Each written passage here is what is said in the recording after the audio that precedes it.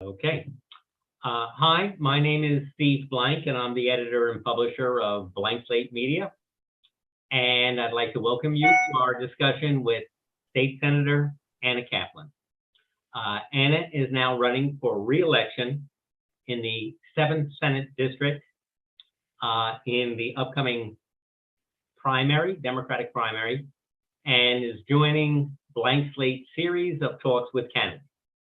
I'd like to thank Northwell Health for once again sponsoring our town halls and interviews, and kick it off with the question to Anna of, why are you running? Well, good afternoon, Steve, and good afternoon to all of your viewers and listeners.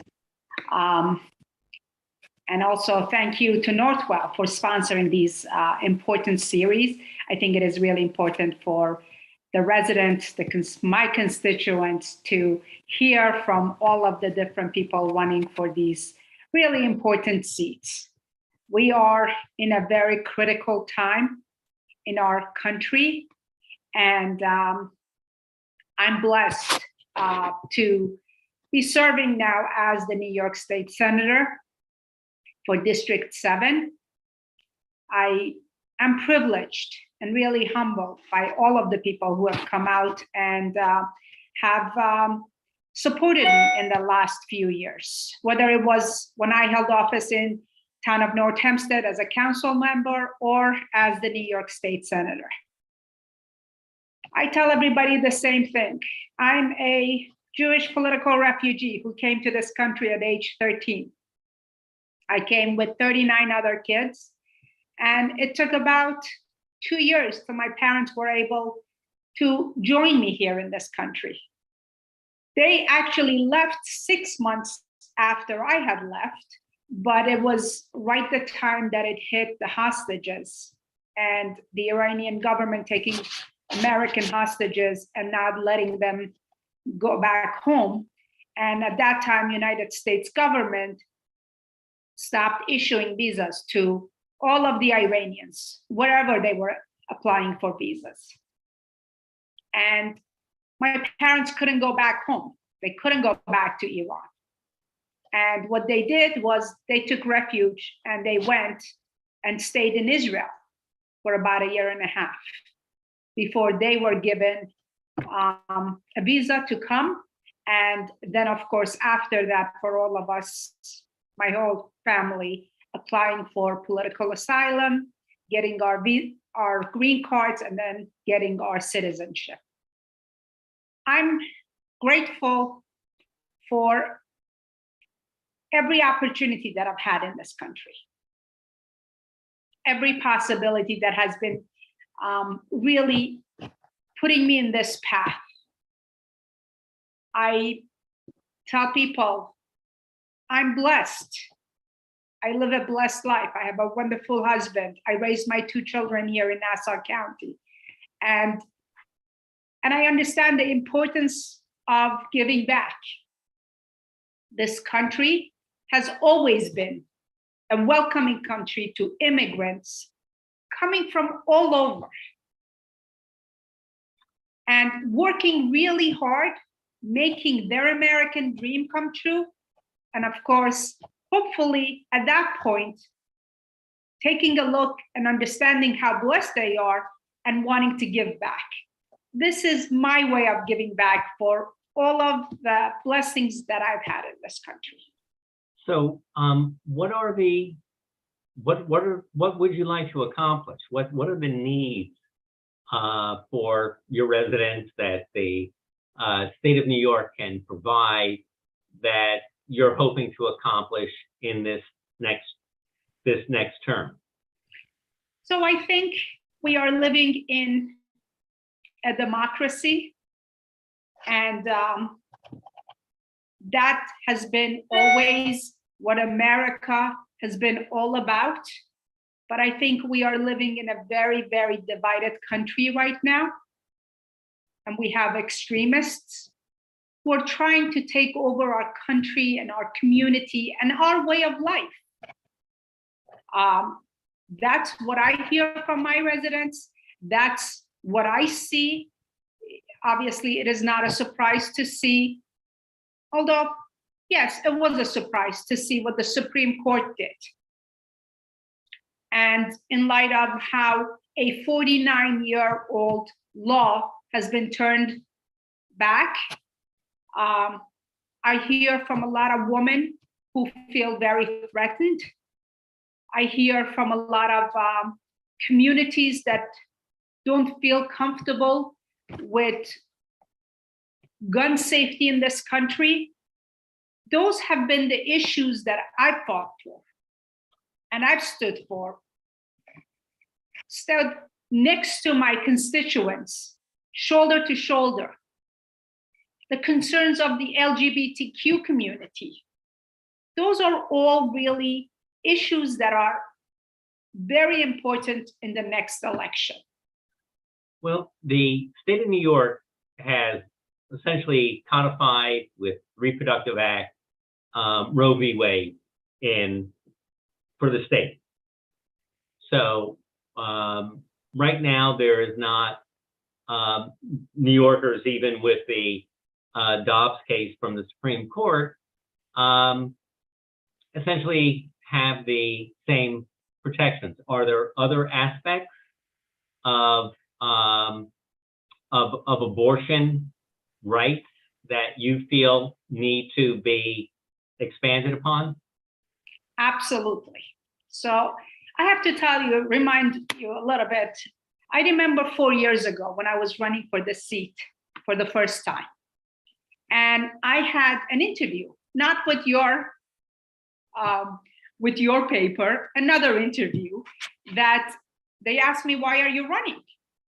And I said, I would like to codify Roe in the state of New York. And you know what I was told? Oh, don't be silly. Roe is the law of the land. It's never gonna change. You know what? 3.5 years later, we see what's happening. Okay, I'm proud to have been part of the conference that actually passed Roe and Reproductive Health Act, codifying Roe in the state of New York. You know, the Republicans who were in power in New York State Senate for decades and decades refused to bring legislation to the floor for a vote. I believe you can believe in whatever you believe in, but have the decency to cast your vote and make sure that your residents, your constituents, know where you stand. So let me ask you this. There is the right to abortion, which in New York is codified.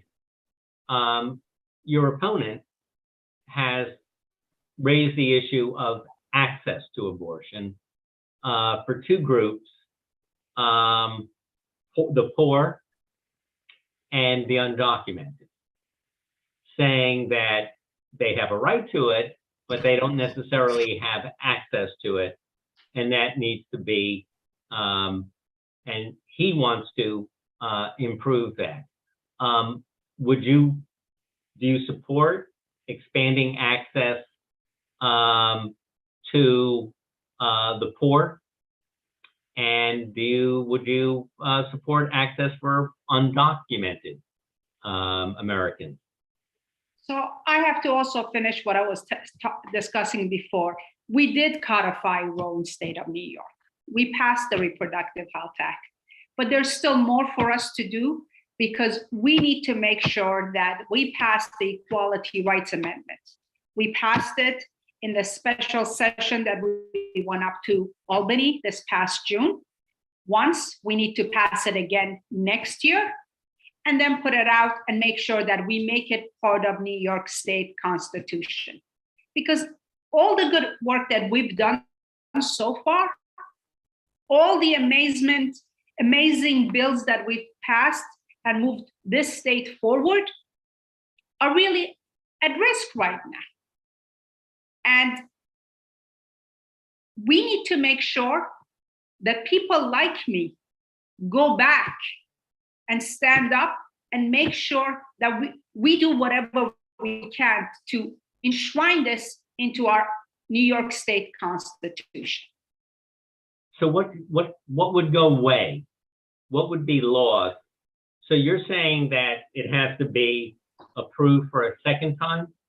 Yes, it needs to pass 2 consecutive terms, and then it will go out for a vote of the residents of the state. And that's for what? What are the elements in the legislation that could be lost this year? Making sure we protect abortion in New York, and not only just abortion, it also gives the LGBTQ rights to people, marriage equality. Those are all part of this equality amendments that we need to make sure we have in our Constitution, and that it can never be rolled back. Now, New York had, even before Roe v. Wade, had legalized abortion. There was a reproductive act. Is that what's you're talking about, or is that already been codified? Is this just something for the Constitution? The equality amendment would codify in our Constitution the right to vote. So right now, in order to the Reproductive Health Act that was passed, that would have to be overturned by the Senate, the Assembly, and the governor. Yes. Or a governor can do it by an executive order. But you're saying that this next piece of legislation is putting it into the Constitution of the state of New York.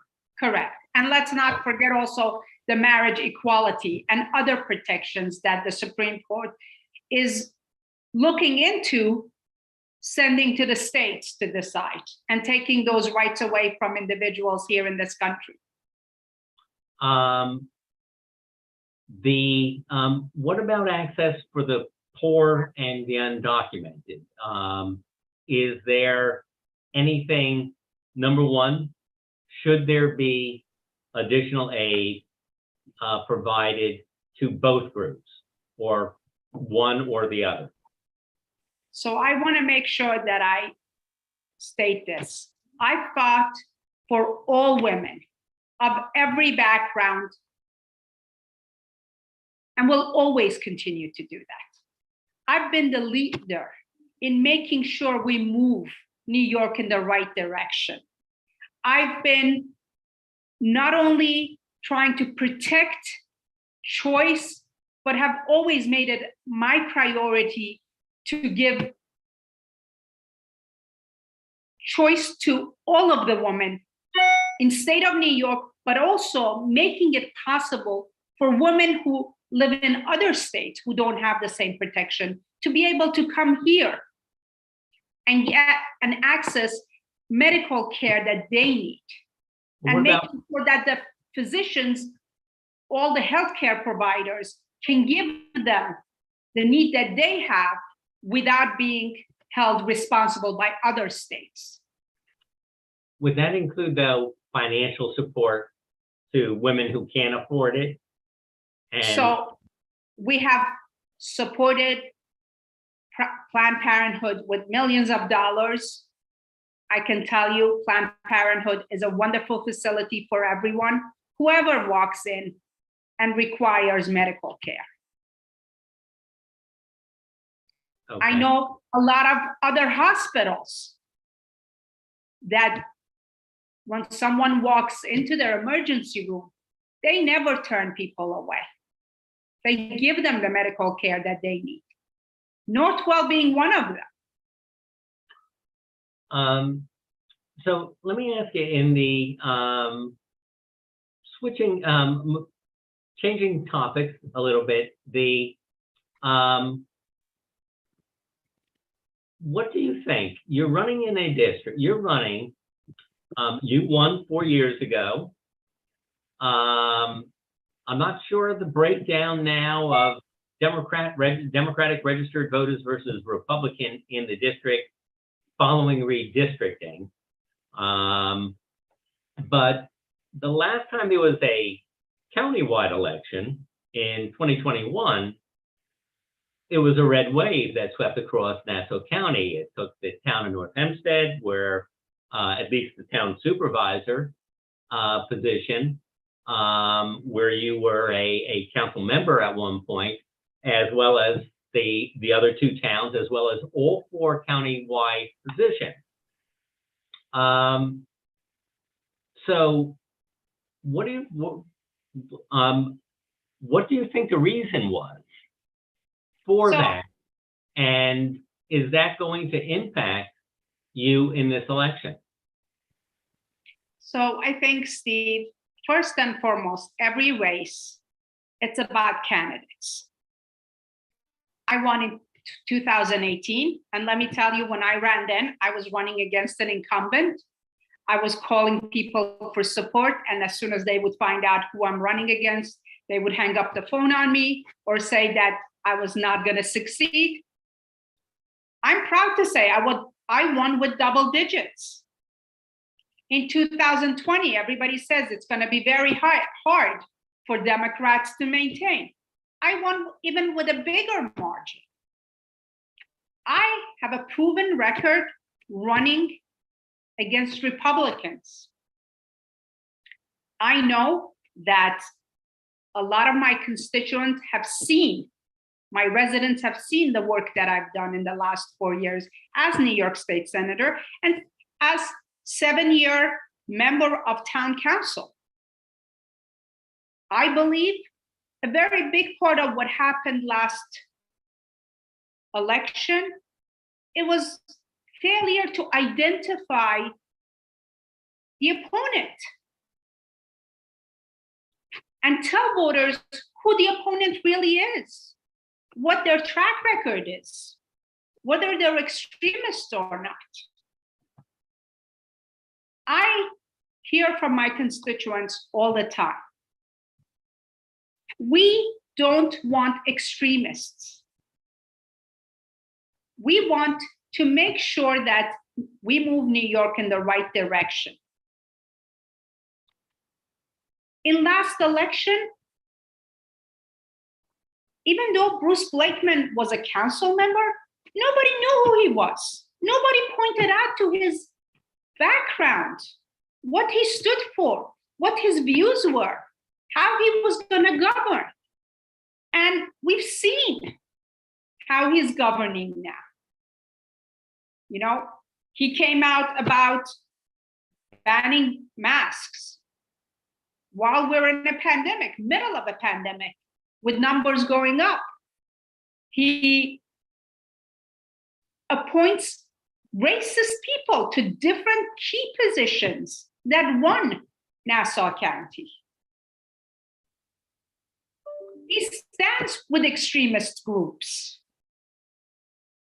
We need to identify our opponent for who they are and what they stand for.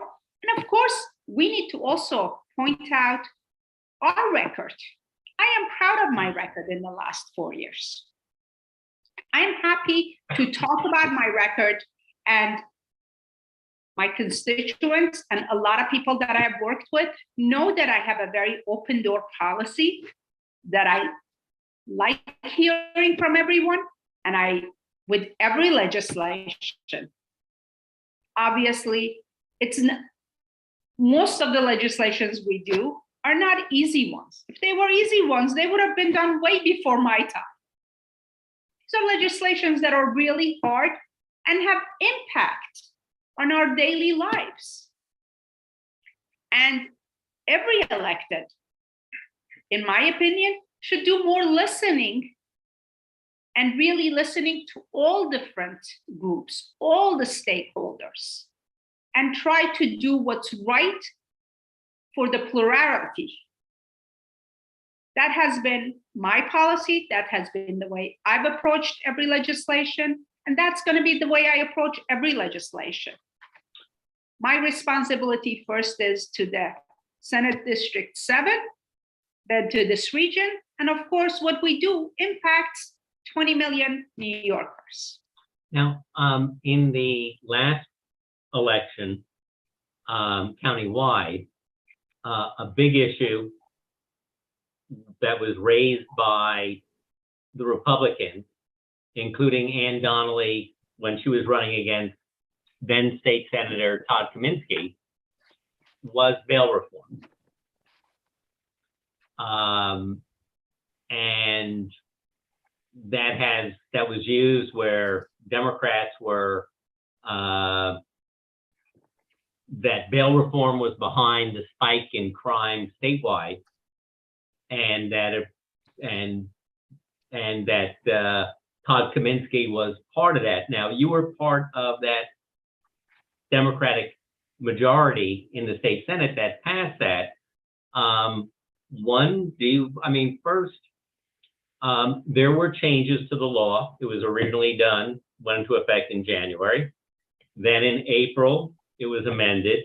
And this past year, it was amended. So on the issue of bail reform, where do you stand? Do you think that the state has it right now? Has it been tweaked sufficiently that it's good legislation, or do you think more needs to be done? So, as you said, and as I said before, these are really difficult issues that we're dealing with. And I fought really hard for those changes because we need to prioritize our public safety. We want to make sure our communities are safe, but even more importantly, that they feel safe. We continue to look at the data. We have to, and to see where the data is taking us. And we have to speak with the stakeholders. And if some of those changes that we made are very recent, we need to look out and see how they're translating in our daily lives. And at that point, maybe again, to look at, see if there's anything we could do to improve, if needs to be an improvement. Now, the original legislation, and this came under criticism, was included in the budget.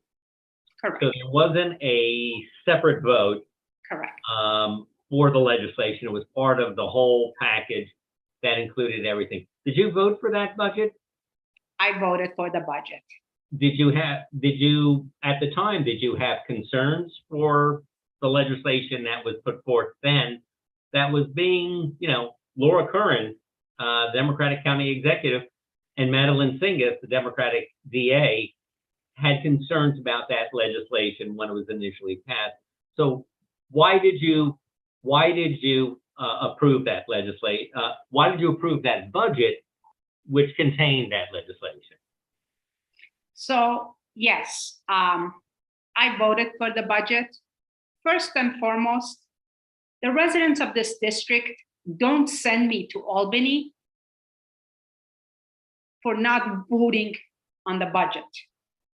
When you're talking about a budget, you're talking about all kinds of funding, our school funding, our police funding, our roads funding, or making sure the not-for-profits who do great work in partnership with state, all of those and services that we provide for our residents, all of that falls on the umbrella of the budget.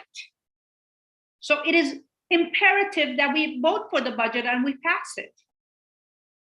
But even then, I had very serious concerns about the bail reform. And I talked to our DA, Madeline Singas, at the time. I had lengthy conversations with her. I had lengthy conversations with my other colleagues in the Senate. We worked very hard and we put in legislation to make changes and tweaks as of January 2020, when the reforms were going into effect. We all know that we tried to put in the best legislation forward. We all tried very hard to have it done correctly the first time. But these are really important legislations, and we have to understand that sometimes when we don't get it right, we need to make changes. We are there and making those changes. Now, let me ask you, because this is an issue I think that Republican senators have faced. You did very well the last election, so and in 2020, but that's what led up to this legislation, was the fact that the Democrats swept what had been an all red at one point, Long Island. But now the rap is that the state Senate is controlled by the New York City Democrats, and that the policies that by having a Senate majority, that the New York City Democrats, who are more liberal than Long Island Democrats, are getting their way, and that the needs of Long Island residents are not served as well by having a Democratic controlled state Senate. How do you answer that argument? So yes, I've heard that, Steve, and I think that is just ridiculous. I think I've said ridiculous things before. I'm actually just presenting what the argument is. It's not necessarily mine. And I understand, but I have to tell you, I've been a very strong voice for my district and for Long Island. You take a look at my record. I don't always vote with my party. I vote for my district and the people that I represent. But I also have to tell you, the 4 years that I've been there has been an amazing 4 years for New York State. We've codified Roe. And it should have been codified right after Roe was passed. 49 years later, we codified Reproductive Health Act in New York. We've brought back record funding for our region, for Long Island. I can tell you this past year, I brought back $400 million in the neighboring school districts, about 20% increase. We passed the 2% tax cap. We've passed the climate change and addressed it with very, very strong funding and way for us to achieve our goals. We're engaging all different ways how we can actually reduce our carbon footprint. We passed the most progressive sensible gun laws. I'm proud to say my first bill passing it on the Senate floor was a gun bill. I'm proud to say that I was the bill sponsor for the ghost gun bill, banning them here in New York, making sure that people are trying to get their hands on them to go through a background check, to get a gun that has a serial number on it that can be helpful to our law enforcement. Those have been all the product of this conference and the hard work that I've been doing for the last 4 years. So let me, on guns, after Buffalo, after the shooting in the supermarket in Buffalo, where I believe it was 10 Black customers were killed with a AR-15 by another 18-year-old with a AR-15. Legislation was passed to raise the age to buy an AR-15 to 21. Why not ban them completely? The federal government, Congress, banned AR-15s in the 90s, and yes, mass shootings went down. Yes. 2004, the legislation lapsed, they went up. Why only 21? Why not ban them completely? They are weapons of war. Their purpose is not for hunting. They're not useful for protecting your own home. Why not ban them completely? Why just 21? So I have to say, we have banned assault weapons here in New York State. Okay. But because of the Second Amendment, we're at a limit of what we can do. I hope that the federal government goes back. But that's and but ban. why doesn't the state do it? The Supreme Court, Justice Scalia in Heller said the Second Amendment, and that was the legislation that kind of expanded rights to guns. He said, well, you do have a right. There are limits. You can't have shoulder fire rockets. There are limits that you can have. It's not an absolute right. So why not let somebody take you to court if 21 is if banning them outright in their view is a violation of the Second Amendment? Why stop at 21? So I think this is something that we need the leadership of Congress.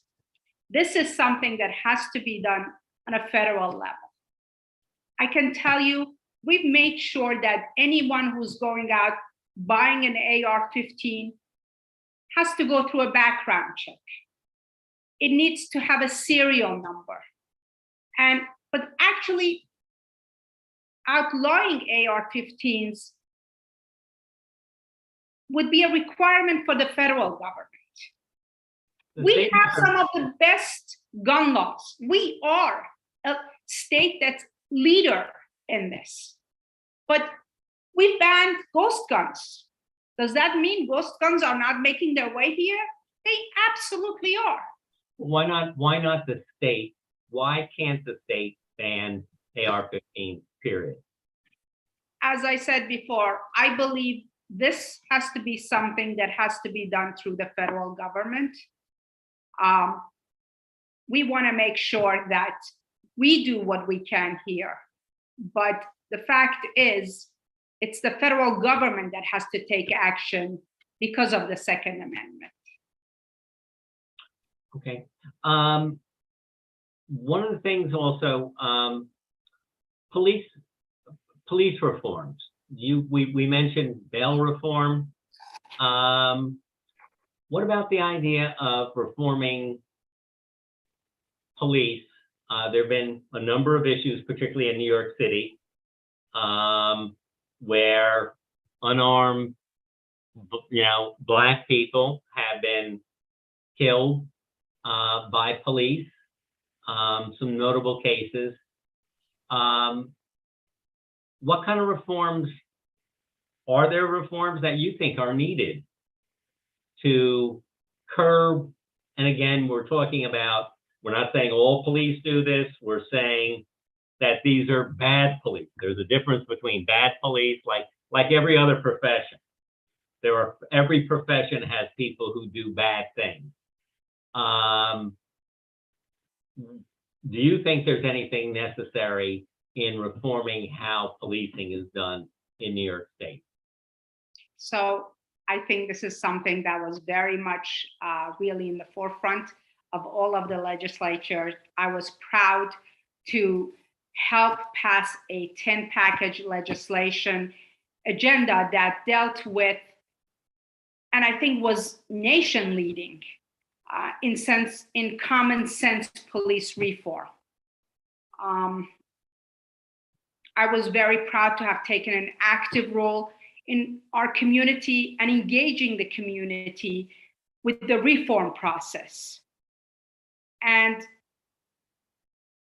working with the governor and making sure that our police are set up for success, but also making sure that we keep our community safe with the help of our police, and making sure that every public servant electeds included, police included, are going to be accountable for their action. So what were the reforms? What were the most important part of the reforms to ensure that policing is done correctly? So it's a 10 legislation package that we passed in 2020. It was body cameras for officers. It was banning chokeholds, looking at statistics in different ways, and making sure that the law enforcement agencies have those statistics, reviewing those statistics and coming up with different ways where we can actually improve that, engaging the law enforcement and the communities, and keeping a open dialogue between local group and also our law enforcement. I can tell you right after we passed those legislations, I got to work and I worked with one of the precincts here in Elmont, and worked with community leaders and students. And we used to meet regularly. It was during pandemic, it was on Zoom, but meet regularly on Zoom so that there could be a dialogue between the community and the law enforcement.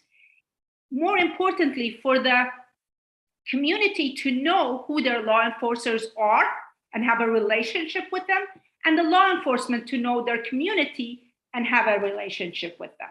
It's going to take all of us working together to accomplish a better, safe communities that all of the voices are being heard. Should New York State, there is a youth, there's something called qualified immunity, which says that police officers are exempt from being prosecuted by people who feel that they were treated wrongly by police officers. New York City has eliminated qualified immunity.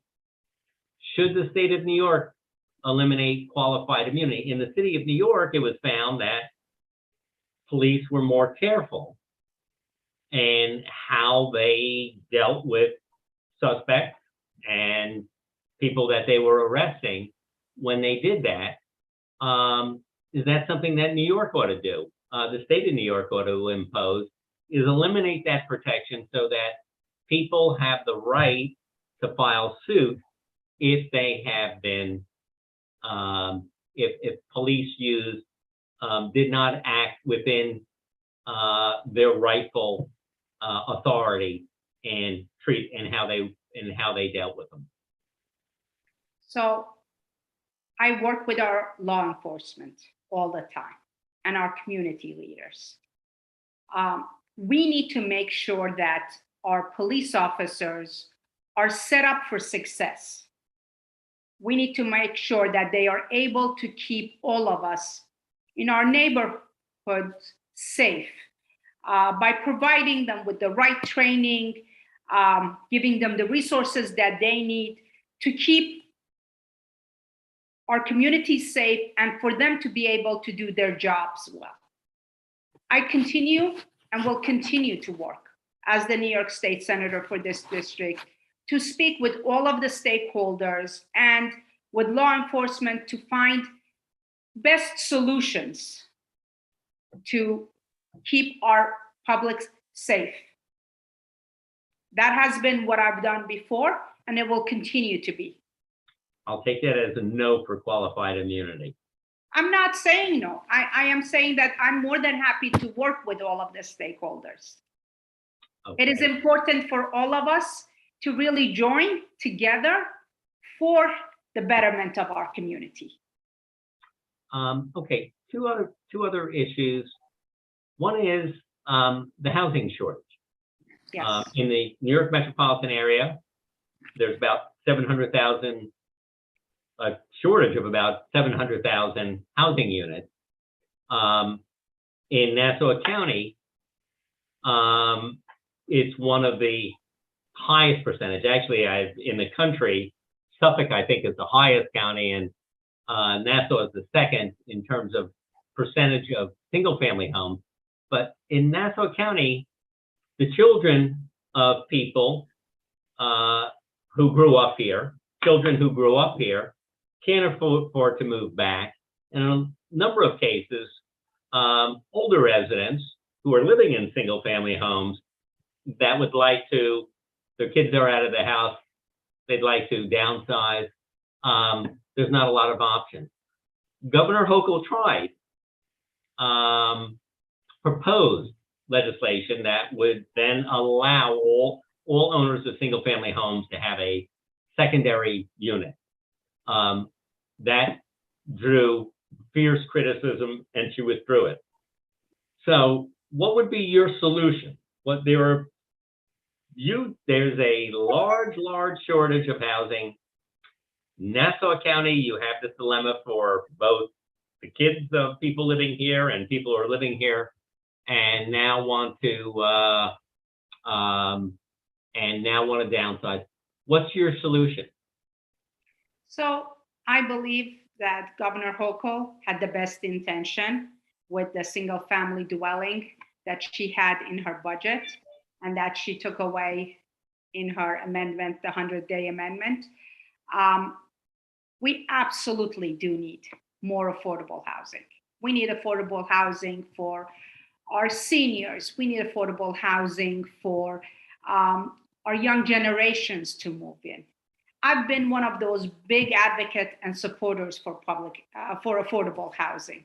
When I was a councilwoman, I worked very hard to make sure that we actually pass a zoning change and allow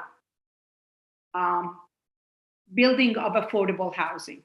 We definitely need more of those. I think Long Island is very unique. I think Nassau County is very unique. There is a shortage of housing, affordable, market rate, and also luxury. We can build all of those, and we should build in every category. New York State has a lot of funds available for access to a lot of people who want to build affordable housing here. We need to take a better advantage of those. And we need to not have a legislation that mandates single dwelling to be allowed for them to rent part of their home for the entire state, because I think impacts Nassau County very differently than upstate.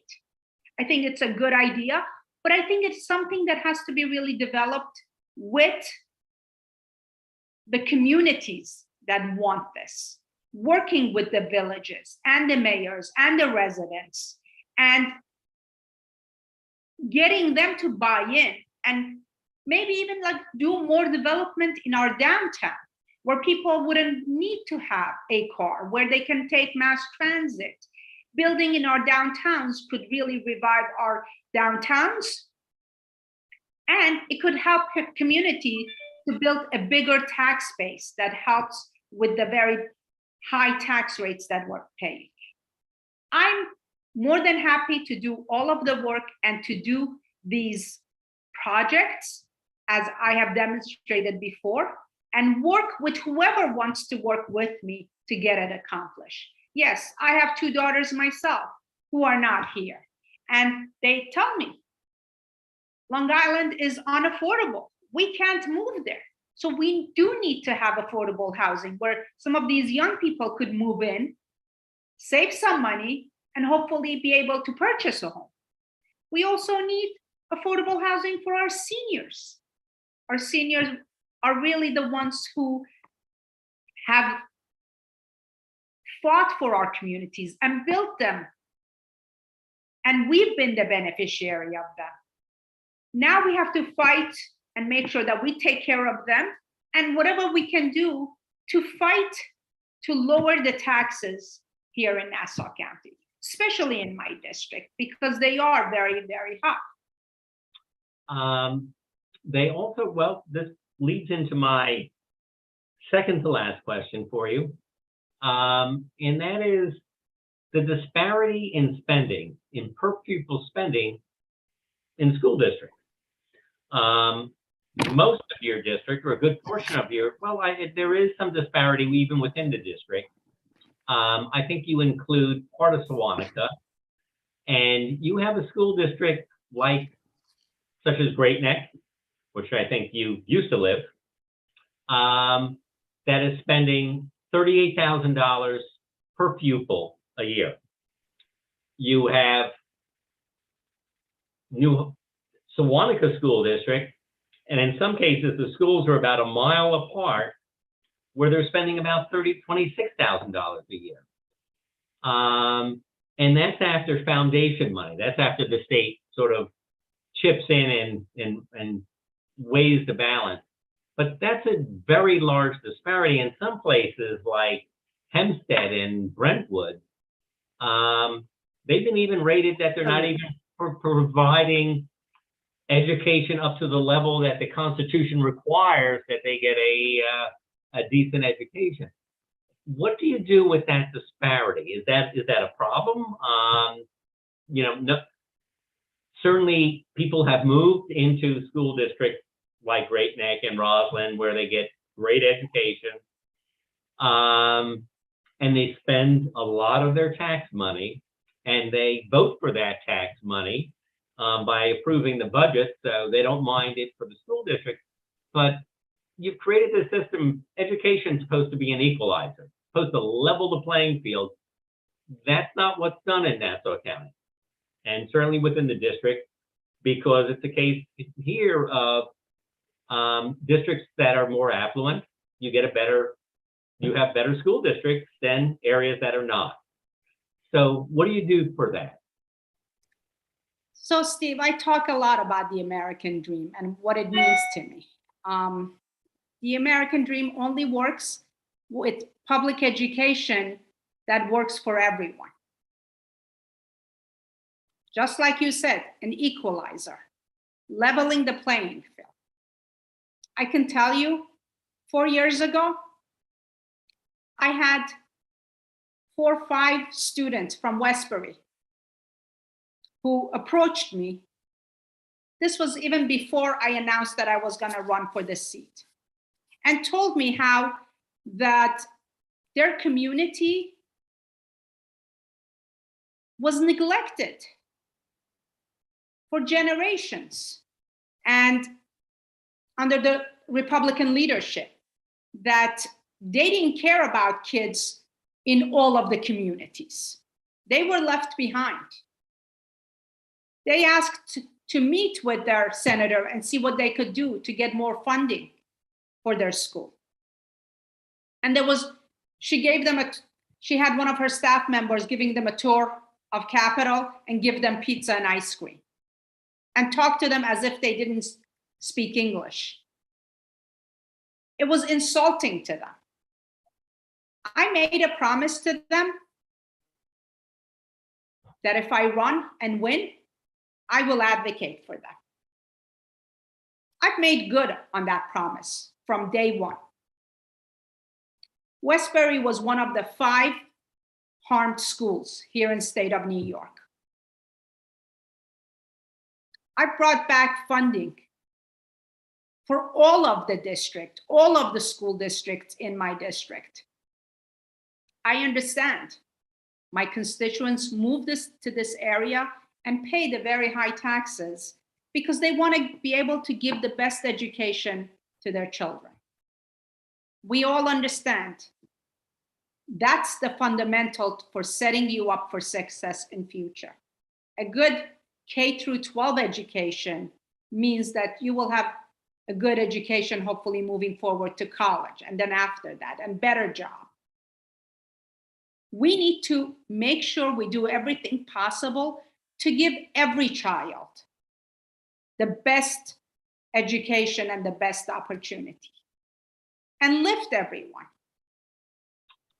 That has been something I fought for and will continue to fight for. We brought back in this budget $12.5 million for 1,000 new pre-kindergarten slots. Those are all to help each of those kids a better success in their education. should there be a bottom? If Great Neck wants to spend $38,000 per student and the voters in the district say yes, that's fine. But should there be a floor? That could be, the ceiling can be whatever you want it to be. Should there be a floor of spending per pupil so that even if it isn't exactly the same, you don't have the same number of AP classes, you don't have the same music program, but at least you're getting a high level education? Should there be a floor attached so that the state ensures that every school district spends at least this amount of money per kid? So that has been what I've been fighting for. And with the foundation aid, we fully funded it last, fully funded it, pushing and making sure that we fund it every year and that it actually is responsible way of spending money. We want to lift every child. We don't want to leave any child behind. We want to give them the best education they could possibly have to succeed. But should there Those be, have been my fights, and I will continue in that vein. would you want to put a floor? Doesn't have to be 38,000, but it's some number that may be higher, say 30,000 per pupil, so that at least you're somewhat within the range of these really higher spending districts? I have to look into that a little bit more carefully because, part of that is also like the taxpayers and what they're willing to pay. But I absolutely will fight to make sure that every child gets a good, fundamental, basic education that they need to have their foundation as strong as it could possibly be. Okay, final question. Why should voters, Democratic voters in the primary, elect you to, rather than your opponent, Jeremy Joseph, to represent the party in the fall? So I have been proud to be New York State Senator for this district for the last 4 years. I think it is imperative for people to make sure they come out and vote. I believe I am the strongest candidate to run. I have proven record that I've been successful against strong Republican candidates in a time that our rights are under attack from everywhere. It is imperative to have the right person run for the seat. At a time when a woman's rights are under attack, it is important to have a woman having a seat at the table. We all know when they're elected who are sitting around the table and making decisions, when there is a voice of a woman, those priorities change. I think my record stands on its own. I've been very vocal and very strong on gun laws, on women's rights on choice, on bringing taxes down, on bringing funds, whether it's for our schools or whether it's in terms of checks going to homeowners, to middle class families here in Long Island. I've had the support of a lot of union members, leaders, and I've worked with a lot of labor. We've accomplished great things in New York. We have moved New York forward. We need right now to do more of the same. We need to push New York forward. We are coming out of a pandemic, and we need to set up New York for success. As a chair of small business and economic development, I've been a voice for small businesses. I've advocated and have brought back funding. We put in $800 million in last year's budget to help small businesses get not loans, but grants that could help them. Different legislation that they could actually have deductions for making their businesses safe, whether it's outdoor dining, whether it's outdoor heating, whether it's partitions. We need a strong person who can advocate and who can work with everybody to get results. I can tell you a lot of my legislations pass bipartisan. I reach out and work with everyone who wants to work with me. My goal has always been to deliver for my residents. Work with whoever wants to work with me.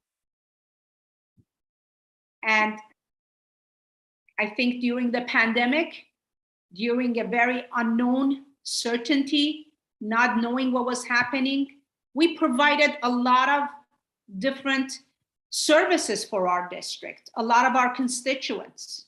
And I think people know what my record is, and I hope they can take that into consideration and to come out and cast a vote for me in August 23rd election and in November. Okay, well, I'd like to thank Anna Kaplan for this important conversation, as well as all of you have attended as we had this conversation. I'd also like to thank Northwell Health again for sponsoring this afternoon's discussion. For those who were unable to watch today, a recording of our discussion can be found on Blank Slate Media's website, theisland360.com, or on our YouTube channel. A story about this afternoon's conversation will also appear in the 6 Blank Slate Media newspapers next week. So again, I'd like to thank Anna Kaplan for taking her time and sharing with us her views as we approach Election Day. Thank you very much.